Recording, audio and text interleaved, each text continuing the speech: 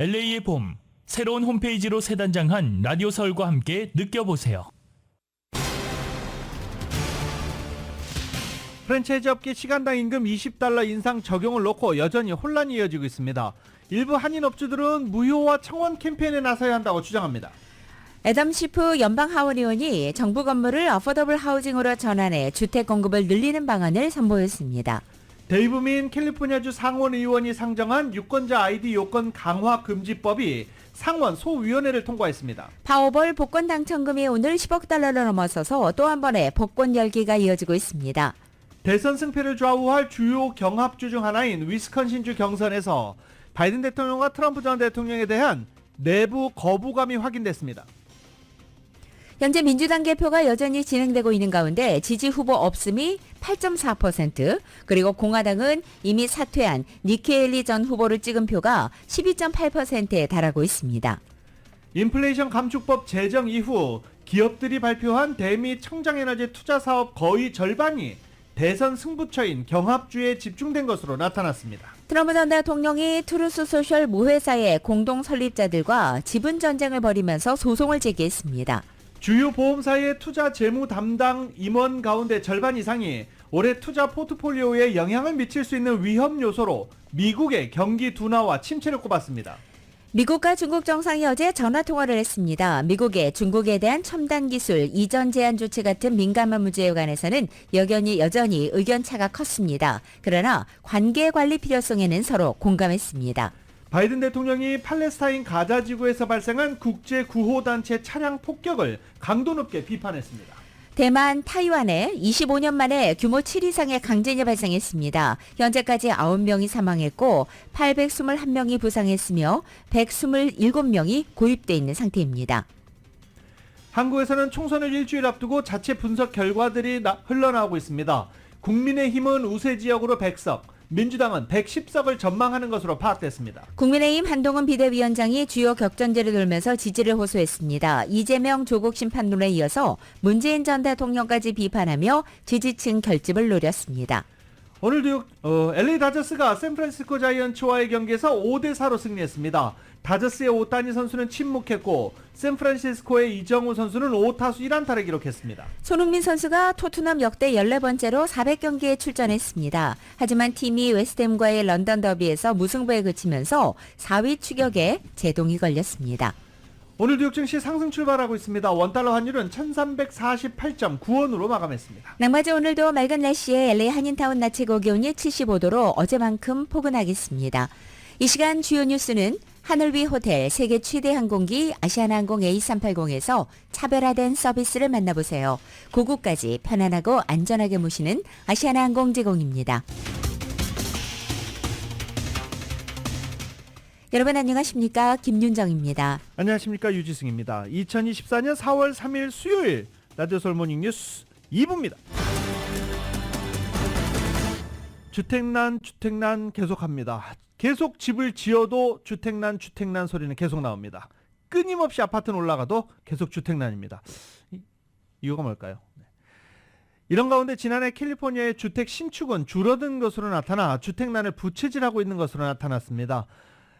애덤 시프 연방 하원 의원이 정부 건물을 어포러블 하우징으로 전환하는 게 어떻겠느냐라는 방안을 선보였습니다. 라디오 서울 모닝뉴스 2부 첫 소식 정윤호 기자가 보도합니다. 2023년 한 해 동안 가주의 신규 주택 건축 허가는 7%가 감소한 것으로 드러났습니다. 지난해 단독주택과 다가구 주택 모두에서 주택 허가 건수가 감소됐는데 주택 건설업체들이 경기 침체를 미리 예상하고 2022년에 주택을 개발할 부지를 사는 것을 중단했다고 LA타임즈가 보도했습니다. 주택 신축이 줄어든 이유는 인건비와 자재비 폭등으로 주택공사 비용이 불어나면서 수익성이 줄어든 관계로 개발업자들이 주택 신축을 연기한 탓입니다. 그나마 다행인 것은 올 들어서 가주에서 단독주택 신축 허가가 지난해보다 35%가 늘어나는 등 최근 주택 신축에 탄력을 받고 있다는 점입니다. 치솟은 몰기지 이자율로 홈오너들이 집을 팔기를 꺼리면서 기존 주택 매물이 급감해 바이어 수요가 신규 주택으로 몰리면서 좋은 조건으로 주택 분양을 할 수 있다는 점 때문에 개발업자들이 올 들어서는 단독주택 신축을 늘리고 있다는 것입니다. 주택난 해소를 위해 버뱅크 출신의 아담 쉬프 연방 하원의원이 1일 정부가 소유한 건물을 저소득층을 위한 어포더블 하우징으로 전환하는 법안을 선보여 주목됩니다. 정부가 지닌 건물 중에 현재 활용도가 낮은 4만 5천 개 빌딩의 용도를 변경해서 저소득층 세입자들을 위한 어포더블 하우징으로 전환한다는 것이 골자라고 오렌지 카운티 레지스터가 보도했습니다.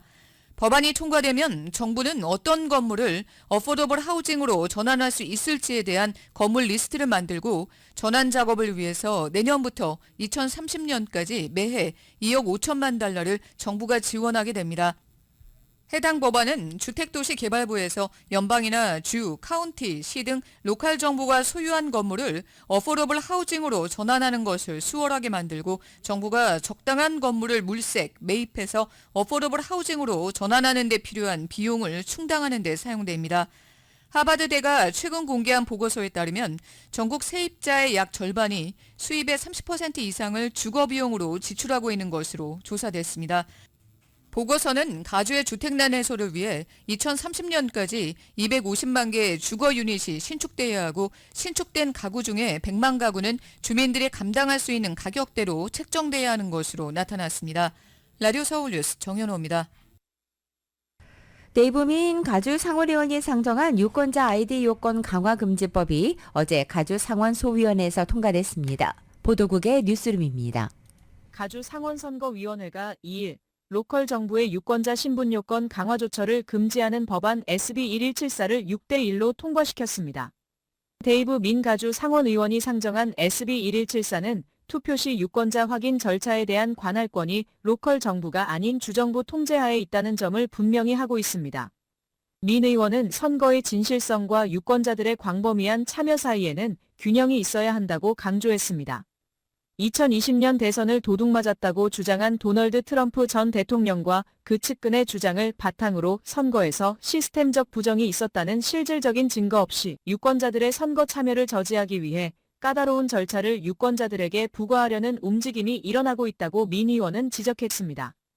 가주 총무처나 검찰의 경고에도 불구하고 헌팅턴 비치시는 지난해 유권자 신분증 요구 사항을 금지하는 가주 선거법을 훼손하는 법 개정을 주도해 최근 통과시킴으로써 오는 2026년부터 시작되는 시 선거에서 유권자 신분증 요구 사항을 시행할 예정입니다. 캘리포니아는 투표시 사진 아이디를 요구하지 않는 15개 주 중 하나로 대신 선거 관계자들은 투표용지 추적과 재검표 서명 확인 작업을 통해 유권자의 진위 여부를 확인하고 있습니다. 라디오 서울 보도국 뉴스룸입니다. 노동시장 수요 흐름을 보여주는 구인 규모가 2월 들어 한 달 전과 유사한 수준에 머물렀습니다. 노동부가 공개한 구인 이직 보고서에 따르면 2월 구인 건수는 880만 건으로 전월과 같았습니다. 구인 건수는 2022년 3월 1200만 명을 정점으로 전반적으로 감소 추세를 이어오고 있습니다.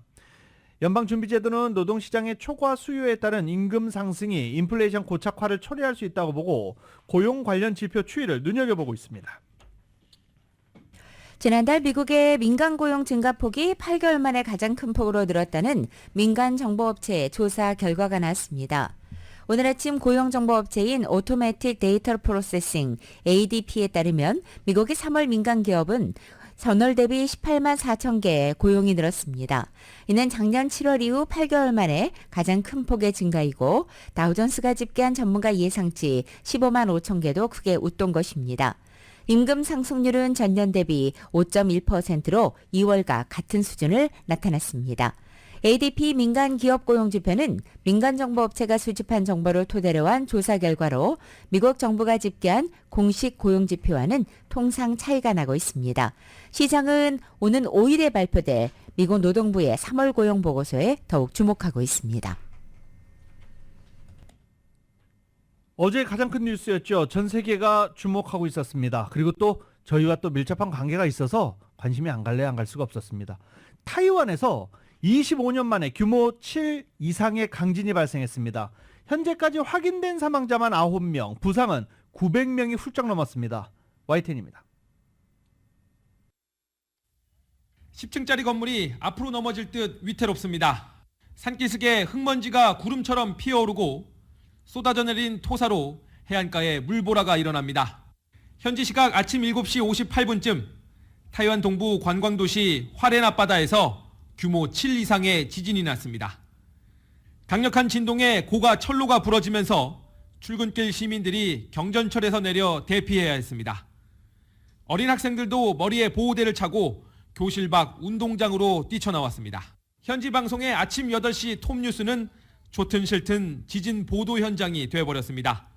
폭스콘 창업자, 고타이밍의 거주지로 알려진 호화주택 옥상 수영장이 폭포수처럼 흘러내립니다.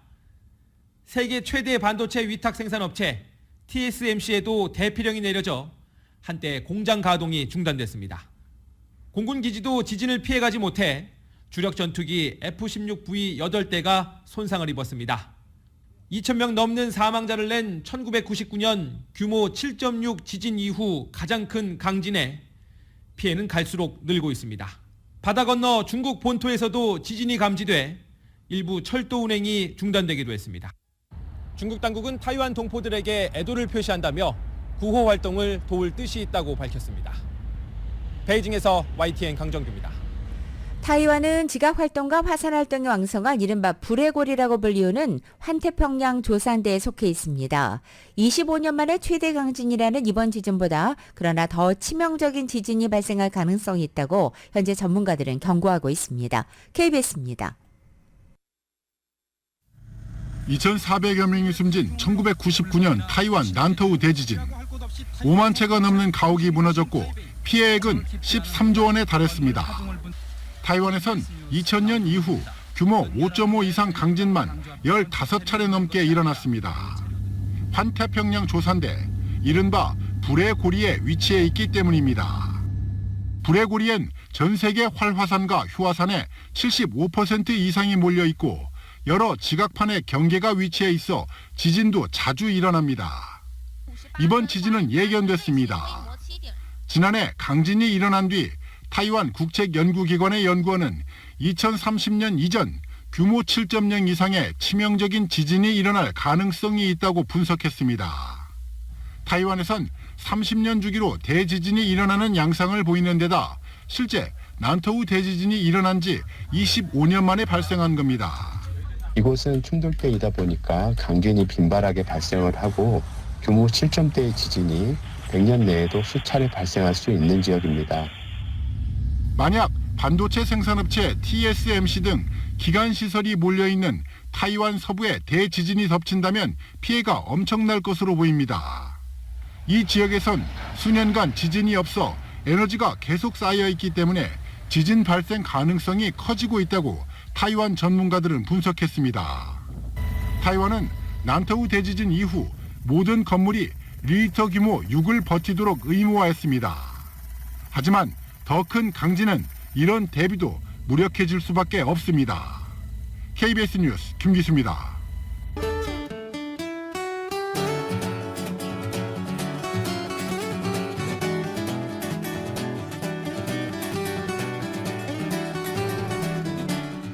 4월 3일 수요일 남가주의 날씨입니다. 수요일은 오늘도 남가주죠. 어제만큼 맑고 포근합니다. 하지만 목요일인 내일은 부분적으로 구름이 지나기 시작하고 낮 기온은 오늘보다 10도에서 무려 15도가량이나 떨어져서 60도 내외에 그칠 것으로 보입니다.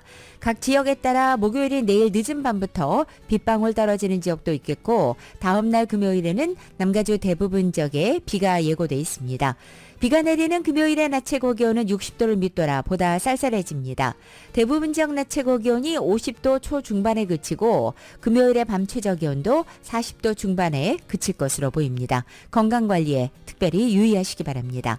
LA 한인타운의 오늘 낮 최고 기온 75도, 밤 최저 기온 55도, 오렌지 카운티 지역은 76도, 53도, 벨리와 일랜드 엠파이어 지역 79도, 48도, 해안 지역은 66도, 53도로 예상됩니다.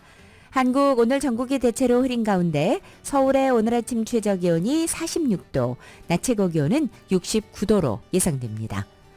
라디오솔 모닝뉴스 2부 이 시간은 1250만 불 교통사고 최고 보상, 교통사고 전문 천재 변호사 리차드 호프만, 오픈뱅크가 당신의 미래와 가능성에 문을 활짝 열어드리겠습니다.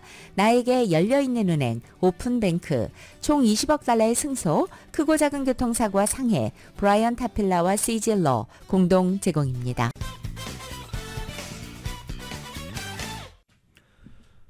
라디오솔 모닝뉴스 함께하고 계십니다. 한인타운 미드윌셔를 관통하는 메트로 지하철 D라인, 퍼플라인이라고도 하죠. D라인 연장 노선이 드디어 뚫렸습니다. 한인타운 윌셔 웨스턴역에서부터 웨스트 LA까지 총 9마일 터널 굴착 공사가 완료되면서 타운에서 웨스트 LA까지 관통하는 지하철 운행을 위한 프로젝트 완료가 한 단계 더 가까워진 것입니다. 일단 뚫기만 했지 공사가 완료됐다는 건 아닙니다. LA 카운티 메트로폴리탄 교통국은 다운타운과 웨스트 LA를 연결하는 퍼플라인 지하철 연장 프로젝트 모든 굴착 공사를 성공적으로 완료했다고 발표하고 어제 현장을 공개했습니다. 메트로 측은 LA뿐만이 아니라 전국에서 가장 인구 밀집도가 높고 지질학적으로 공사가 어려운 LA 도심 지역에서 안전하게 굴착 공사를 마무리한 것은 이번 공사의 중요 이정표였다라고 밝히기도 했습니다. 캐런 베스 시장은 윌셔 블루버드와 페어팩스 애비뉴 인근 지하철 공사 현장을 찾아 굴착 완료를 축하하고 오는 2028년 LA 하계올림픽을 앞두고 굴착이 적절한 시기에 완료된 것에 대해서 공사 인력과 관계자들에게 감사를 표했습니다. 메트로에 따르면 퍼플라인 연장이 완공되면 LA 다운타운과 웨스트 LA를 이동하는 평일 이용객이 5만 3천여 명 더 늘어날 전망입니다. 지하철 입구가 될 계단을 통해 내려가 대합실까지 잘 만들어졌다라는 게 현장을 다녀온 기자들의 증언입니다. 현재 한인타운 윌셔와 웨스턴역에서 끊겨 있는 LA 메트로 지하철 퍼플라인 연장 공사는 1단계로 윌셔 웨스턴에서 윌셔 라브레아, 윌셔 페어팩스, 윌셔 라시에나가 교차로까지 3.9마일 구간의 지하철을 추가 건설하는 것으로 2025년 완공을 목표로 하고 있습니다. 올해 들어 LA에서 교통사고 사망자가 증가한 것으로 나타났습니다. 2달 반여 기간 동안 약 하루 1명꼴로 사망자가 나온 것으로 나타났습니다. LAPD LA경찰국에 따르면 올해 1월 1일부터 3월 16일까지 남포군정과 뺑소니 등으로 74명의 교통사고 사망자가 발생했고 이것은 작년 70명과 비교해서 6% 그리고 재작년 71명과 비교해서 4% 증가한 것이었습니다. 올해 3월 16일까지 모두 75일이기 때문에 약 하루 1명꼴로 사망자가 나온 것입니다. 올해 사망자 74명 가운데 절반 정도인 38명은 보행자로 나타났습니다. LAPD 경찰서 관할 지역별로 올해 3월 16일까지 교통사고 사망자가 가장 많았던 것은 사우스이스트 경찰서 관할 지역이었습니다. 올해 이 기간에 27명이 사망했습니다. 2위는 밸리 지역의 네본서 경찰서 관할 지역으로 작년보다 15%, 재작년보다 35%가 많아진 23명으로 집계됐습니다. 3위는 다운타운에 있는 센트럴 경찰서 관할 지역으로 작년보다 57%, 그리고 재작년보다 69%가 증가한 22명으로 집계됐습니다. 한편 관련 당국과 전문가들은 팬데믹 시기와는 다르게 LA의 교통량이 다시 크게 늘어난 상황에서 운전자들은 특별히 부주의 운전과 과속, 교통신호 위반, 음주 약물 운전 같은 DUI까지 모든 방면에서 주의를 기울여야 한다고 강조했습니다. 또 보행자가 어디에나 있을 수 있다는 사실을 항상 유념하고 방향을 바꾸거나 횡단보도에 접근할 때는 항상 멈출 준비를 하며 야간이나 악천 후에는 운전 시 더욱 서행하고 주의를 해야 한다고 강조했습니다. 미국 내 전기차 판매 증가가 마침내 주유소 업계에도 영향을 미치기 시작했습니다. 주유소 운영기업 쉘이 올해 500개, 내년 500개 등 2년에 걸쳐 전국의 주유소 1000개를 매각 또는 폐쇄할 계획이라고 밝혔습니다. 영업이 저조한 일부 주유소를 제외하고 대다수 폐쇄되는 주유소는 전기차 충전소로 전환될 계획입니다. 쉘은 미 전국에서 가장 많은 12,265개 주유소를 운영하고 있으며 이어서 엑슨모빌이 11,800여 개로 두 번째로 많습니다. 캘리포니아에서도 쉘은 1,151개 주유소를 운영하고 있으며 이는 쉐브론의 1865개에 이어서 2위입니다. LA에서만 쉘 주유소는 53개 주유소가 운영되고 있습니다. 주유소 업계는 이번 결정으로 경쟁업체 주유소들의 전기차 충전소 전환이 가속화될 것으로 예상하고 있습니다. 샌프란시스코가 미 전국에서 가장 건강한 대도시라는 평가를 받았습니다. 캘리포니아 도시 중에는 이외에 샌디에고가 4위, 얼바인이 10위에 올랐고 이곳 LA는 11위에 랭크됐습니다. 개인 금융정보업체인 월렛 허브가 지난 1일에 발표한 미국에서 가장 건강한 대도시 순위에서 샌프란시스코가 1위를 차지했습니다. 이번 조사는 전국 인구가 가장 많은 180개 주요 도시들을 대상으로 해서 진료 방문 비용과 조기 사망률, 1인당 정신건강 상담원 수와 하루에 과일 채소를 충분히 섭취하지 않는 성인 비율, 또 1인당 건강한 레스토랑의 수와 1인당 영양사 숫자, 또 월평균 피트니스 클럽의 회원 비용과 신체 활동이 활발한 성인 비율까지 건강에 대한 모두 41가지 주요 지표를 비교해 선정한 것입니다.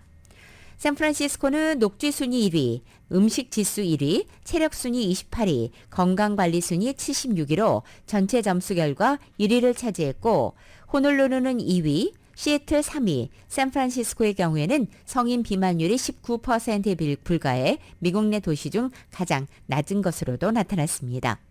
얼바인은 녹지 순위가 4위, 음식 지수 30위, 체력 순위 10위, 건강관리 순위 12위로 총점 점수 10위에 올랐고 LA는 녹지 순위 20위, 음식 지수 3위, 체력 순위 41위, 건강 관리 순위 101위로 전체 점수 결과 11위에 올랐습니다. 은퇴하고 나면 어느 정도 돈이 있으면 편안하게 노후를 즐길 수 있을 것으로 생각하십니까? 은퇴 연령 시니어층이 노후 자금 부족으로 위기를 맞고 있다고 합니다. 보도국 연결해 봅니다. 노동국에 따르면 앞으로 10년 동안 전국에서 75세 이상 고령 근로자 수가 지금보다 2배 가까이 늘어날 것으로 예상됐습니다. 특히 10년 후에 은퇴 연령에 접어들기 시작할 X세대가 은퇴 위기를 맞을 것으로 우려됩니다. X세대가 은퇴할 쯤에는 소셜 시큐리티 재원 고갈로 노후의 큰 벽에 시니어층은 노후의 소셜 시큐리티와 펜션 제도, 401k 등에 의존하고 있는데 세 가지의 재정적인 요건이 상당히 악화됐다는 게 문제입니다. 1980년대 중반에만 해도 민간 부문 근로자의 약 절반이 연금 제도에 가입을 했지만 2022년 기준으로 전국에서 민간 부문 근로자의 15%만 연금 제도에 가입한 것으로 나타났습니다. 연금이나 401k가 마련되지 않아 소셜 시큐리티 연금에 전적으로 노후를 의지하는 경우도 많습니다. 실제로 시니어층의 4분의 1이 노후 소득에서 소셜 시큐리티가 차지하는 부분이 90%에 달하는 것으로 나타났습니다. 은퇴 연령층이 의존하는 소셜 시큐리티 연금은 2035년이 되면 고갈이 되기 때문에 X세대가 소셜 시큐리티 연금을 받기 시작할 무렵에는 수령액이 75% 정도로 줄어들 것으로 추산됩니다. 소셜 시큐리티 기금 고갈 문제는 오래전부터 문제가 되었지만 민주공화 양당이 소셜 시큐리티 개혁을 둘러싸고 입장차가 좁혀지지 않고 있어 손을 대지 못하고 있습니다. 밀레니얼과 젠지 등 젊은 층도 자신들이 은퇴 연령에 다다를 무렵에는 소셜 시큐리티 연금에 더 이상 의존할 수 없을 것이라는 점 때문에 재정 여건에 대한 불안감이 커지고 있습니다. 정치인들이 국민들의 노후 사회 보장 제도에 대해 보다 조직적인 노력을 기울여야 한다는 목소리가 높습니다. 라디오 서울 보도국 뉴스룸입니다. LA 한인타운 서쪽의 페어팩스 디스트릭에서 쓰레기를 집 앞마당에 가득 쌓아둔 한 집 때문에 이웃들이 골머리를 앓고 있는 것으로 알려졌습니다. 600 놀스 마텔레비니에 위치한 한 주택에는 앞마당에 쓰레기 비닐봉지가 산더미처럼 쌓였습니다. 이에 따라 이웃들이 LA시 정부에 조처를 취해달라고 촉구하고 나선 것입니다. 집 앞마당을 가득 채운 비닐봉지들은 대문 높이까지 쌓여 있었고 주민들은 동네 미관을 해칠 뿐만 아니라 건강에도 위험을 줄 수 있다며 우려를 제기한 것입니다. 썩는 냄새가 진동을 하고 쥐와 벌레가 꼬이는 데다가 화재 위험성까지 초래할 수 있다는 이유입니다. 이웃들은 이 문제의 집주인이 사람은 착하지만 쓰레기 문제로 시정부가 나서는 지경에 이른 것은 이번이 처음이 아니라고도 토로합니다. 지난 2014년에도 역시 집주인이 쓰레기를 치워달라는 이웃의 요청을 따르지 않아서 시정부는 대신 집 마당에 쓰레기 청소를 했고 후에 집주인에게 청소 비용을 청구한 것으로 밝혀졌습니다. 정부 사칭 사기가 많아진 가운데 관련 규제 및 감시 기관인 연방거래위원회를 사칭하는 사기도 기승을 부리고 있어 주의가 요구됩니다. 최근 연방거래위원회 사기범들이 이 연방거래위원회를 이름을 도용하고 돈과 정보를 훔치는 사건이 많이 늘어났다라면서 주의를 당부한 것입니다. 연방거래위원회에 따르면 직원을 사칭한 사기범들은 대체로 피해자들에게 자산 보호를 위해 은행에 있는 돈을 옮기기, 비트코인 처분 또는 구매, 금 구매, 현금을 인출해 누군가 가져가라는 등의 요구를 하면서 사기 행각을 벌이는 것으로 확인됐습니다. 또 돈을 보내지 않으면 특정 이유나 체포, 추방이 된다고 위협하거나 경품이나 이벤트 당첨 상금을 준다며 수수료나 개인정보를 요구하는 경우도 많은 것으로 전해졌습니다. 연방의회를 상대로 한국인 전용 취업비자 E4 법안 입법 로비를 위한 범동포 추진위원회가 결성됐습니다. 월드옥타 뉴욕지회와 월드옥타 뉴저지지회 그리고 미 한국상공회의소 뉴욕 한인회가 지난 1일 뉴욕 한인회관에서 한국인 전용 취업비자 범동포 추진위원회 결성을 위한 모임을 갖고 이달 중 공식 활동에 돌입하기로 한 것입니다. 한국인 전용 취업비자 E4 법안은 지난해 연방상하원에 각각 상정돼서 현재 법사위의 계류 등으로 매년 15,000개의 한국인 전용 전문직 취업비자 쿼터를 신설하는 것이 내용의 골자입니다. 이 법안이 통과될 경우 전문직 분야에 종사하는 학사학위 이상 소재 한국인은 기존 H-1B 취업비자 연 85,000개와 상관없이 E4 취업비자를 통해서 미국 내 취업이 가능해집니다. 경제가 어렵고 삶이 어려울 때 가장 장사가 잘 되는 게 뭔지 아십니까? 한번 잠깐 생각해 보십시오. 경제가 안 좋을 때 가장 장사가 잘 되는 것, 가장 많이 팔리는 것? 복권입니다. 또다시 복권 대박 기대감이 커지고 있습니다. 야, 맨날 대박이래. 맨날 10억 달러야. 이렇게 얘기하시는 분들도 계시죠. 이렇게 된 이유가요. 파워볼 추첨이 일주일에 2번에서 3번으로 늘어났기 때문입니다. 그러면서 계속 상금이 누적되는 기간이 빨라져요. 적어지면서 금방 5억 달러, 10억 달러 이렇게 넘어가게 되는 거예요. 그래서 저희도 매번 이걸 보도해드리면서 한 20억 달러 넘어가면 알려드릴까? 뭐 이런 생각도 하는데 10억 달러면 크잖아요. 네. 파워볼 당첨금 10억 9천만 달러까지 치솟았습니다. 복권 역사상 9번째로 큰 규모고요. 29번, 그러니까 29년에 걸쳐서 나눠받을 수 있고 일시불로 받을 수도 있습니다. 이 10억 9천만 달러를 일시금으로 당첨금으로 받으면 5억 2,730만 달러입니다. 어마어마한 금액이죠. 파워볼은 매주 월요일, 수요일, 토요일 이렇게 3번 추첨합니다. 올 1월 1일 1등 당첨자가 나온 이후 아직 파워볼 당첨자가 나오지 않고 4개월째, 지금 3개월 넘게 이렇게 계속 당첨자 없이 이어져 오고 있는 중입니다. 파워볼과 함께 양대 복권으로 꼽히는 메가밀리언스는 지난달 26일 11억 달러, 11억 3천만 달러 잭팟 당첨자가 나오기도 했었습니다. 이번엔 중국으로 가보겠습니다. 역대급 강풍이 중국을 덮쳤다고 합니다. 인터넷 속에서 화제 소식들을 KBS가 정리해봤습니다. 미국 플로리다의 한 주택가, 한밤중 집 앞에 주차된 SUV 차량 주변에서 개 2마리가 서성입니다. 자세히 보니 타이어 고무 부분과 주변 부품을 사정없이 물어뜯고 있는데요. 얼마나 힘이 센지 안쪽에 붙어있던 타이어 프레임마저 그대로 뜯겨 나갑니다. 이 개들은 이곳 주변을 떠도는 유기견들로 흥분하면 무시무시한 투견이 되는 핏불 테리어 종이었습니다. 차 엔진룸에 숨은 이웃집 고양이를 찾기 위해 이런 사달을 냈다고 합니다. 다음날 집주인은 처음에는 누가 차 안에 총을 쏜 줄 알았다가 보안 카메라 영상을 보고 자초지종을 알게 됐고요. 이렇게 난도질된 차를 복구하는 비용만 최소 3,000달러, 우리 돈으로 400만 원이 나왔다고 전했습니다. 현재 추가 피해를 막기 위해 경찰과 동물보호관리국에 신고를 한 상태지만 여전히 이 2마리의 행방은 묘연하다고 합니다. 오는 6월 홈에서 유럽 축구선수권 대회 유로 2024를 치르는 독일 축구 국가대표팀. 지난달 이 대회에서 입을 독일 대표팀의 새 유니폼이 공개됐는데요. 공개되자마자 이 유니폼이 논란의 대상이 됐습니다. 등번호 44번의 글꼴이 과거 나치 친위대 소속 군사조직인 슈츠스타펠의 문양과 유사하다는 지적이 잇따랐기 때문입니다. 그러자 해당 유니폼을 디자인한 아디다스와 독일 축구협회가 등번호 44번을 새긴 유니폼을 판매하지 않기로 했습니다. 여기에 더해 유니폼 구매 시 각자 선택한 이름과 등번호를 새겨주는 옵션 서비스에서 입력 불가 목록에 히틀러, 나치 등을 포함해 44번을 추가했습니다.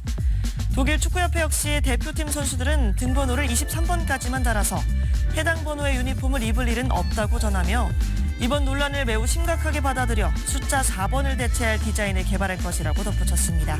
지금까지 이슈 SNS였습니다.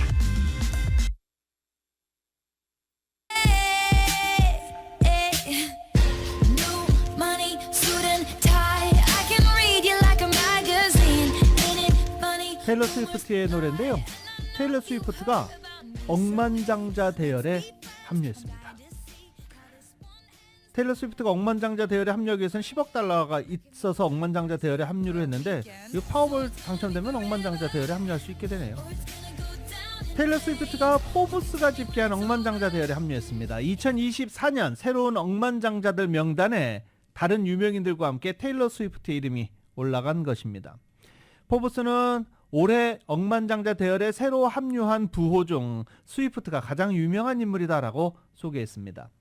콘서트 수익과 음반 음원 판매 수입, 부동산 투자 등으로 총 11억 달러로 추정되는 재산을 모았다고 전해지고 있습니다. 테일러 스위프트는 오로지 노래와 공연만으로 10억 달러가 넘는 부를 축적한 최초의 음악인이다라고 설명하기도 했습니다. 테일러 스위프트는 지난해부터 전 세계 5개 대륙을 순회하는 에라스 투어 공연으로 한 해 동안 10억 달러가 넘는 수입을 올리는 등 역대 공연 수입 기록을 경신하고 있는 중입니다.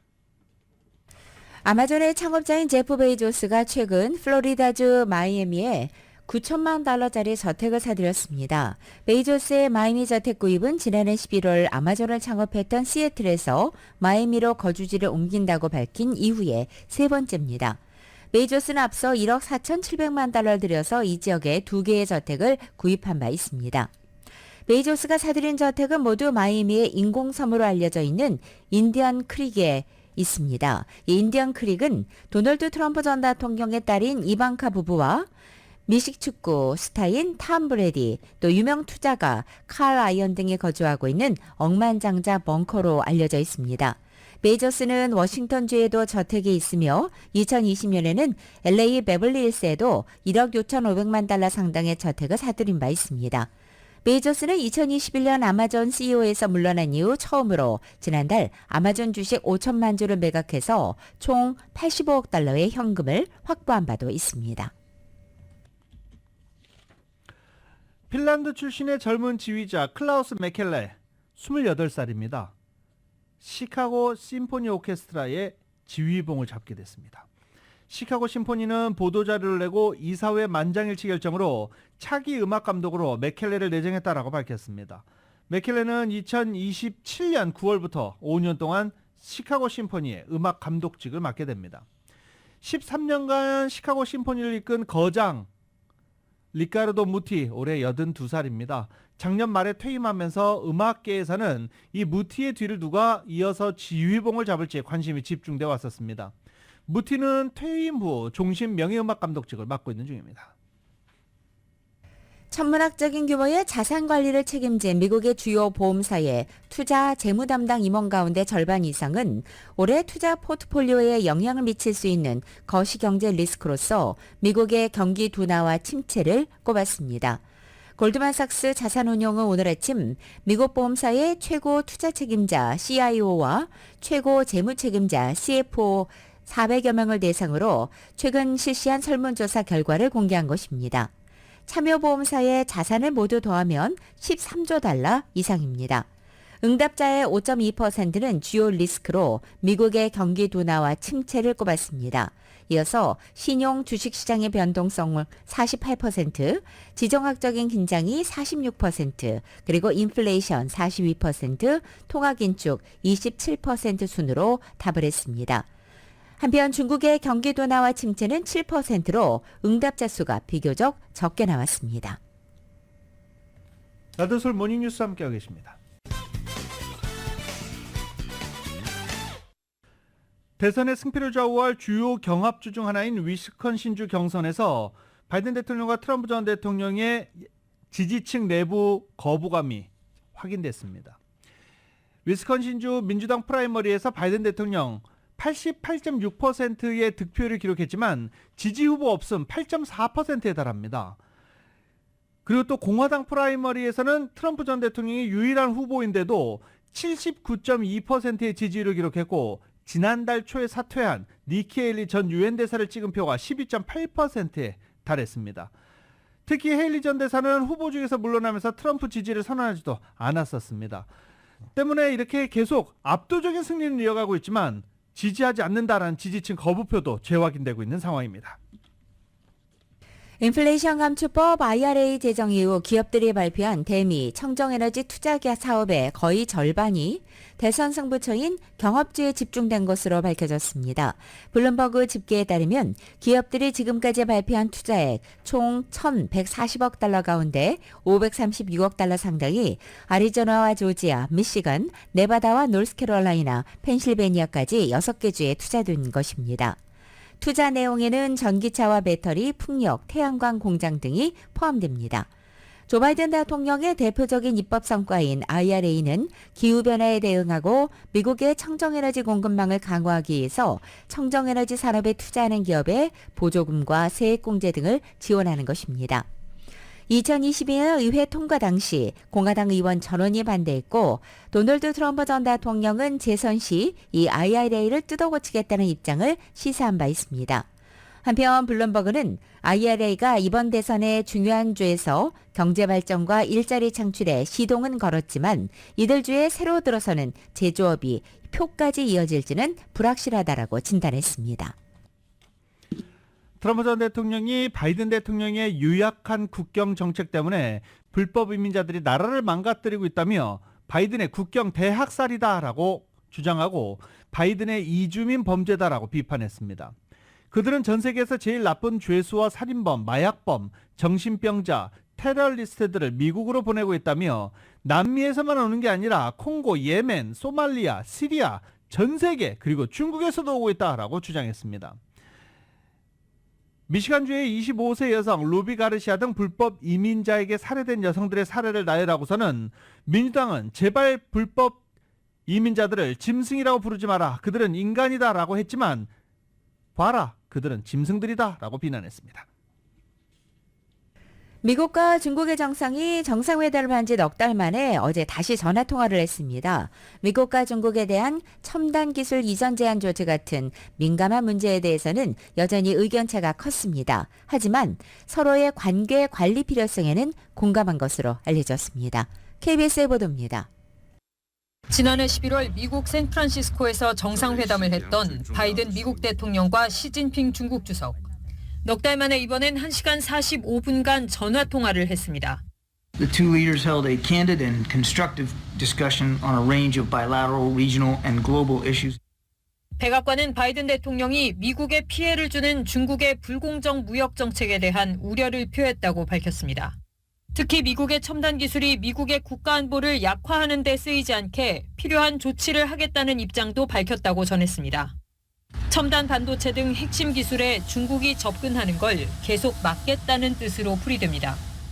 이에 대해 시 주석은 미국이 중국의 첨단 기술 발전을 억누르고 정당하게 발전할 권리를 박탈하려 한다면 좌시하지 않을 거라는 입장을 밝혔습니다. 바이든 대통령은 중국계 기업이 소유한 SNS, 틱톡에 대한 우려도 제기했습니다. This was not about a ban of the application, but rather our interest in divestiture so that the national security interests and the data security of the American people can be protected. 타이완 해협, 남중국해 문제 등 묵은 현안에서는 여전히 의견차가 컸지만 양국 정상은 상호 관계를 관리할 필요성에는 공감했습니다. 미국 정부는 9달 만에 내일부터 중국을 방문하는 옐런 재무장관에 이어 몇 주 내로 블링컨 국무장관도 중국을 찾을 계획이라고 밝혔습니다. 중국 고위 관리들의 미국 방문도 이어질 예정입니다. 한편 백악관은 바이든 대통령이 시 주석에게 한반도의 완전한 비핵화에 대한 미국의 지속적 노력을 강조했다고 전했습니다. 워싱턴에서 KBS 뉴스 이정민입니다. 빈곤과 치안 부재 속에 갱단의 폭력 사태가 난무하는 IT 시민들의 탈출 행렬 이어지고 있는데 탈출하기도 어려운 사람들이 많습니다. YTN입니다. 거리에 널브러진 시신들. 지난 1일 IT 수도 포르토프랑스에서 벌어진 총격전 희생자들입니다. 아버지의 죽음을 확인한 딸은 망연자실. 연일 이어지는 도심 총격전에 시내는 텅 비었고 상점들은 한 달 넘게 문을 닫았습니다. 오랫동안 정재계에 영향력을 행사해온 IT 갱단의 폭력 사태로 국가기관은 사실상 붕괴 직전에 처했습니다. 갱단은 경찰서에 불을 지르고 폐쇄된 공항에 총격을 가했습니다. 교도소를 습격해 수천 명의 수감자를 석방했습니다.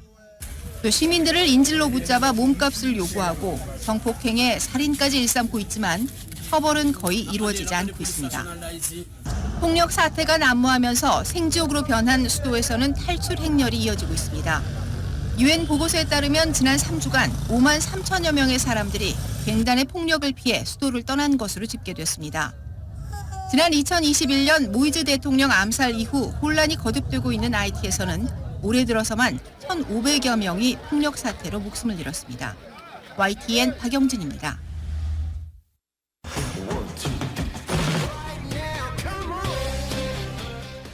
라디오서울 모닝뉴스 스포츠 소식입니다. 스포츠 소식은 전문가가 추천하는 이민법과 가정법 전문 제인정 종합법률사무소 제공입니다. 어제 LA 다저스와 샌프란시스코 자이언츠 간의 경기는 다저스가 5대4로 승리를 거뒀습니다. 이정우 선수는 4타수 무안타를 기록했는데 마지막 9회 초 마지막 타석에서 다저스의 마무리를 상대로 안타를 결국은 만들어냈습니다. 하지만 경기는 다저스가 5대4로 승리를 거뒀습니다. LA 엔젤스는 마이애미를 3대1로 꺾었습니다. 손흥민 선수가 토트넘 역대 14번째로 400경기에 출전했습니다. 하지만 아쉽게도 팀은 웨스트햄과의 런던 더비에서 무승부에 그쳐서 4위 추격에는 제동이 걸렸습니다. YTN의 보도입니다. 승리하면 4위 빌라와 승점이 같아지는 토트넘이 경기 시작부터 몰아붙입니다. 티모 베르너의 빠르고 낮은 크로스를 브레넌 존슨이 가볍게 마무리합니다. 전반 5분 만의 골로 런던 더비의 분위기를 가져오는 토트넘. 전반 13분에는 손흥민의 오른발 슈팅이 골키퍼에 막힙니다. 슈팅 강도가 조금 약했던 것이 아쉬웠습니다. 홈팀 웨스트햄은 전반 19분 코너킥 기회에서 주마가 헤더로 동점골을 만들었습니다. 주마가 자유롭게 공격할 수 있게 놔둔 것은 토트넘 수비의 실책. 손흥민은 후반 20분에 두 번째 슈팅을 기록했지만 공은 골문 위로 벗어났고 공격 포인트를 기록하지 못하고 경기를 마쳤습니다. 토트넘은 챔피언스리그 출전권이 주어지는 4위 빌라와의 승점 차를 2점으로 좁히는 데 그쳤습니다. Yeah, they're a big, strong team, and yeah, they sit pretty deep and compact, and you've got to be patient. Disappointed not to get a better outcome, but you know, like I said, tough game. 손흥민은 토트넘 역대 14번째로 통산 400경기에 출전했고 축구 통계 매체 후스코어드닷컴은 손흥민에게 평점 6.6점을 부여했습니다. 황희찬이 부상으로 여전히 전력에서 제외된 울버햄튼은 멀리 원정에서 1대1로 비겼습니다. YTN 김동민입니다. 이 메이저리그가 좀 반성해야 되는 게요. NCAA 대학농구 그것도 여자부 경기가 1200만 명이 넘는 TV 시청자 수로 집계가 됐습니다. 아이오와 대학과 루이지애나 주립대 간의 경기였습니다. 역대 여자 대학농구 사상 시청자 최다수입니다. 프로야구 메이저리그 휴스턴의 경기보다도 훨씬 더 NBA 경기보다도 훨씬 더 많은 시청자 수를 끌어올린 것입니다. 3점 슛과 어시스트 능력을 모두 두루 겸비한 이 여자 농구 클라크 이런 대학 슈퍼스타가 있는 것이 이 높은 시청률을 이끈 요인으로 현재 분석되고 있는 중입니다. 한국 축구대표팀의 차기 감독 후보군이 외국인 7명과 또 한국 내 4명으로 압축돼 있습니다. 이런 가운데 임시 감독으로 3월 월드컵 예선을 지휘했던 황선옥 감독의 지도력이 부각돼 있고 K리그 현직 감독들도 후보에 올라서 진통이 예상되고 있다고 합니다. YTN의 보도입니다. 외국인 감독 후보 7명을 우선 면접하는 축구협회가 정한 주요 기준은 한국 축구에 대한 이해력입니다. 전임 클린스만을 포함해 외국인 감독 선임 때마다 적용한 새로울 것 없는 기준입니다. 우리 한국적인 어떤 그 분위기를 얼마나 자기 개인적으로 그런 어떤 그 준비가 돼 있는지를 저희들이 분명히 파악을 해서 협회가 밝힌 기준과 6월 월드컵 예선까지 시간을 고려할 때 국내파 후보군 4명의 시선이 쏠립니다. 현재로선 황선홍 올림픽 대표팀 감독이 가장 주목받는 분위기입니다. 다만 올림픽 예선을 겸한 아시안컵과 파리올림픽 결과가 변수입니다.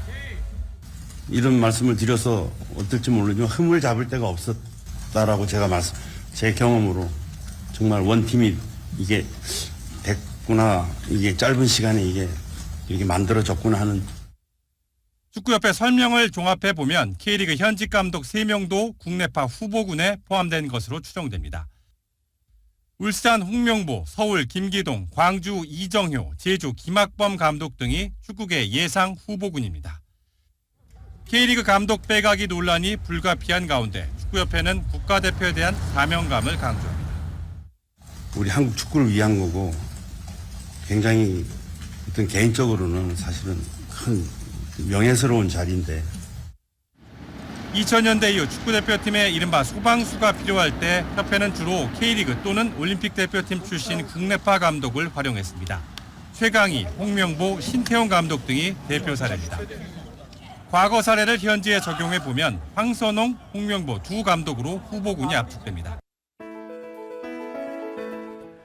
2024년 4월 3일 수요일에 전해드린 라디오서울 모닝뉴스 여기서 마치겠습니다. 지금까지 진행의 유지승, 김윤정이었습니다. 모닝뉴스 2부 이 시간은 1250만 불 교통사고 최고보상, 교통사고 전문 천재 변호사 리차드 호프만, 오픈뱅크가 당신의 미래와 가능성에 문을 활짝 열어드리겠습니다. 나에게 열려있는 은행 오픈뱅크, 총 20억 달러의 승소, 크고 작은 교통사고와 상해, 브라이언 타필라와 시질러 공동 제공이었습니다. 잠시 후 9시에는 강혜신의 오늘의 미국이 방송됩니다. 함께해 주신 여러분 고맙습니다.